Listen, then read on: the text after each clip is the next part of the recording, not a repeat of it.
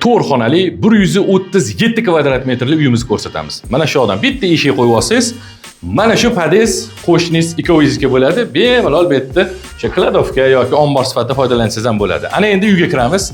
Kirishingizda sizni mana shunday juda ham katta hol kutib oladi. Qarang, holning kattaligini. Mana bu yoqdan bitta parda tortib qo'yasiz. Bu tomon mehmonxona. Kelgan mehmonlar uyingizda sahnani ko'rmaydi.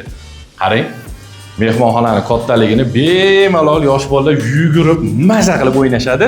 Endi balkonini qarang. Balkoni menga juda ham yoqadi. Mana shunday ajoyib arkasimon uglovoy balkon. Endi balkondan yotoqxonaga kiramiz. Bu endi yotoqxona. O'sha Om Shanti Omda aytgandek, bir kun kelib meni ham Rajkumar sohibnikidek katta yotoqxonam bo'ladi degani ayni mana shu. Bu o'sha hol, yo'q mehmonxona, boya ko'rdik. Ana endi ikkinchi yotoqxonamiz. Qarang.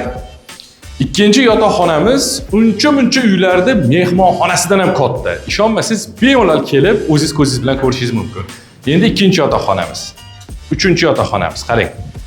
Uchinchi yotoqxonamiz ham uncha-muncha uylarda yotoqxonasidan katta. Menimcha sezilyapti videoda ham. Endi qarang. Maza qilib qorin to'qlash uchun oshxona. Oshxonani qarang, bag'rini kengligini bemalol ichida aylanib, mana bunday sayr qilib yursangiz ham bo'ladi. Birinchi sanuzel. Hamma narsa shuni ichiga kirib ketadi. Bu faqatgina unitaz, nargisi dush emas. Hammasi shuni ichiga kiradi. Bunisiga ham ko'ryapsizlar, bag'rini qanaqa kengligini. Buni ham ichiga hamma narsa shunda kirib ketadi. Uyimiz 4 xona, 137 kvadrat metr. Kimga qiziq bo'ladigan bo'lsa, bemalol ekrandagi raqamlar bilan bog'lanishingiz mumkin. Salom City bu aynan siz istagan qulaylik.